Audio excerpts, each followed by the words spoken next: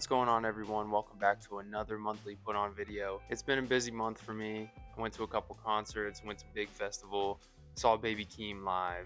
It's been a great month, quite honestly, but with that, I didn't listen to too many new albums. I think there's only four I'm going to go over, so let's get right into it. First up, I got Thundercat Distracted. This was a super chill album. Thundercat, he makes chill music, so that's what I expected. And honestly, I didn't give this as good of a listen as I wanted to. I only listened once, but I that's the main thing that I noticed is that it's super chill. I saw that he had No More Lies on there with Tame Impala, which is pretty cool to see because this song didn't get the love it deserved when it first came out, in my opinion at least. It came out in 2023, so kind of crazy to see that on a 2026 album. That's probably the longest time span I've seen, from a initial release to being put on an album. So that's pretty cool. He's got some great features on this album too. The most notable to me is Mac Miller, the song with him. It is a very good song. It's honestly very sad to see. Um, I get emotional when it comes to Mac, but it was a great song. Mac is pretty much the main part of all of it. I mean, of course, you got Thundercat on the bass and background vocals and all that, but that was easily my favorite song on here. I only added a few songs, but one of the songs that made me laugh was The Great Americans. It's so unserious, it's just funny as hell. Overall, I'm not a huge fan of this album. Like I said, I only listened to once, so the first listen's always the worst listen. But I realized that I kind of sort of got tired of hearing his voice a bunch, like song after song, which is crazy because I mean, don't get me wrong, I love him and his music. He's a great guy, but I guess I just started tuning it out after a while. But overall, it's a nice, good, chill album. Next up, I have Arlo Parks' Ambiguous Desire. Arlo Parks isn't a huge artist. I got put on to one of her songs by Apple Music, of all things.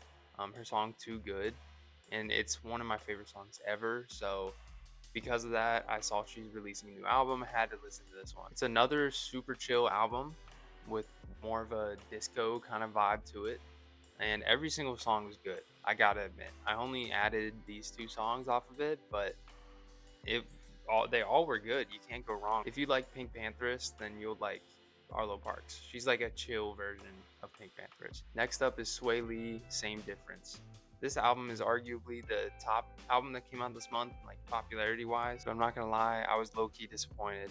I was really excited for this album to come out, so maybe I just put too much hype around it, but it just wasn't really what I expected. There's really nothing particularly wrong with the album. I just didn't like it as much as I hoped for. That's pretty much it. Don't Even Call on this album is easily the best song. It's at least my favorite. It was one of the lead singles that came out beforehand, but I don't know, something about the beat to it, it's just addictive to me, and I love it. My friend had mentioned that if there were different beats on this album, if he had a different producer making music for him, then this album would hit so much harder. And I agree. I really think that's the case because a lot of the beats just were kind of lacking, or they were just kind of basic. I don't think Sway Lee was the problem necessarily. Yeah, I just would have liked it more with different beats. So I'm sorry, Sway Lee, but I did add a couple songs off of here, so can't be too bad, right? Lastly is Tory Lane's Slutty Bass. I really enjoyed this album. I mean, it's kind of club music. It's got some great beats, lots of bass. I mean, it's in the name, but it's just some good songs to drink to, if that makes sense. The album held the vibe all throughout. Every song sounds sort of the same. It's at least the same vibe. Like I said, you obviously have to be in this type of mood to listen to this album. You can't be sad listening to this. It's not gonna hit the same. You're gonna want to turn it off.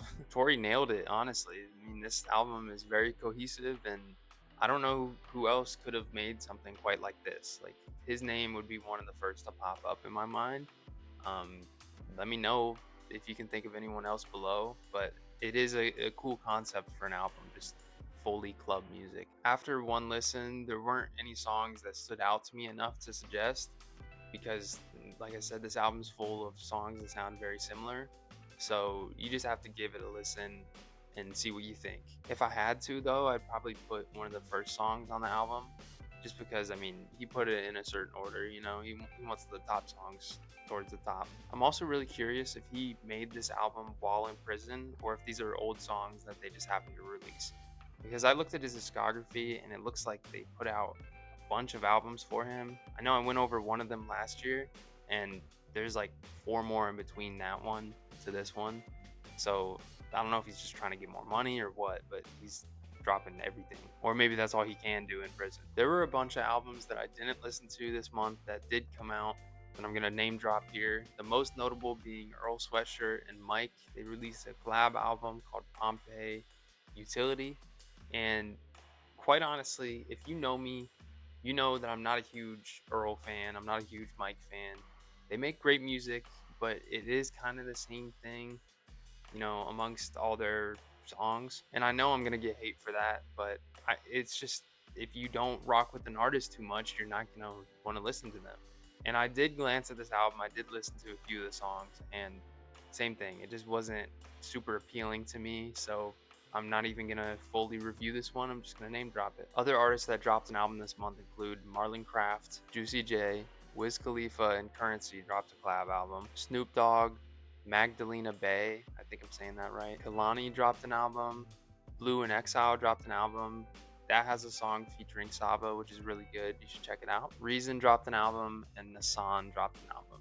These were the notable names that I wanted to include, but I didn't listen to these albums. That's everything I got for this video. Thank you to the loyal fans who watch these videos, even though, you know, there's not much going on in the monthly reviews except for a couple put-ons. But let me know what you thought. Let me know what I missed. And hashtag fuck Scott.